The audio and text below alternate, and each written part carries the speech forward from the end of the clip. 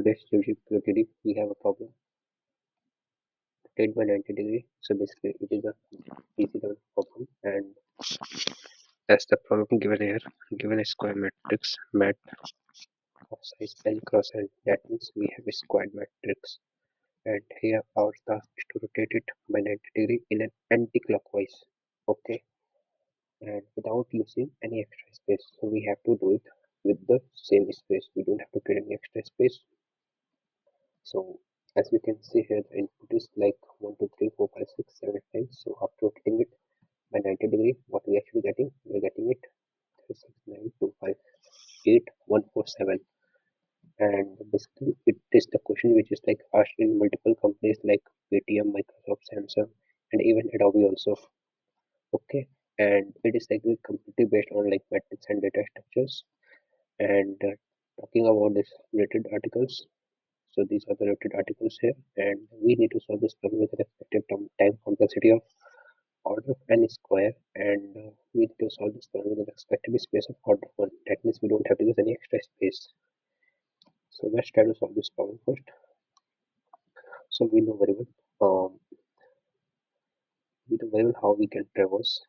We know that that how we can traverse and return the elements. We know that traversing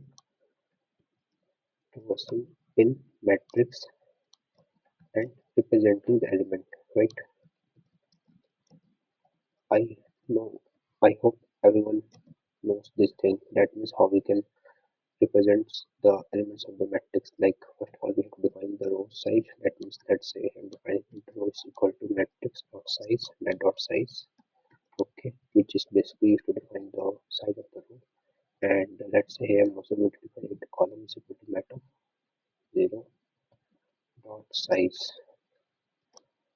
After writing these two line of code, this will give me the size of rows and size of column. Now we know that for int I is equal to 0, actually going to traverse it inside the matrix, and I'm just going to simply uh, print all this value whatever it is given in that. Okay, so first I'm going to show you like this way. I is going to I is less than, I have defined a row which I have to traverse it till the last positions, and then I plus plus, and then after that for int j is equal to I plus 1, and then j is less than column, and then j plus plus. Now this is the way by which we can actually getting what we actually getting our matrix of I and j, right? Okay, so if I'm getting this, what I'm actually getting, let's try to compare it well. So here the input value is like 1, 2, 3, 4, 5, 6, 7, 9, and my output is like also same as 1, 2, 3, 4, 5, 6, 7, 9. That means currently I have not changed anything. So this is the approach. Here we need, here the questions like asking for to solve this problem with respect to time complexity of 1 of n square. So now I'm going to make some changes so that we can get an output like in this way. Okay, so the first thing is that we need to solve it. Okay, even we can also use this thing. Okay, so how we can get this thing?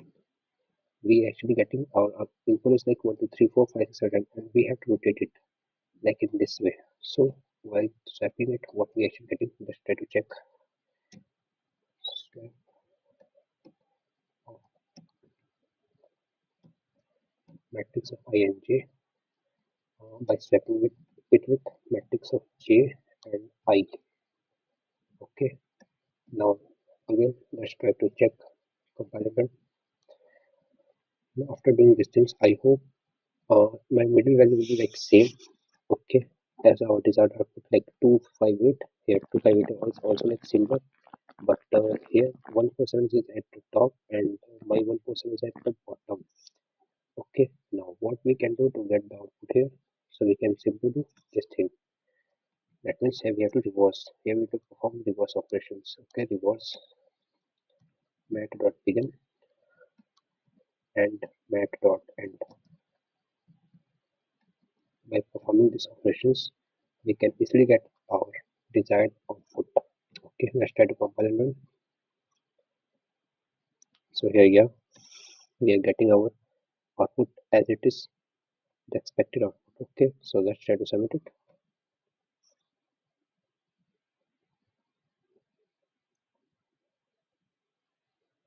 So it's submitted. So yeah, that's all for today. Thanks for watching.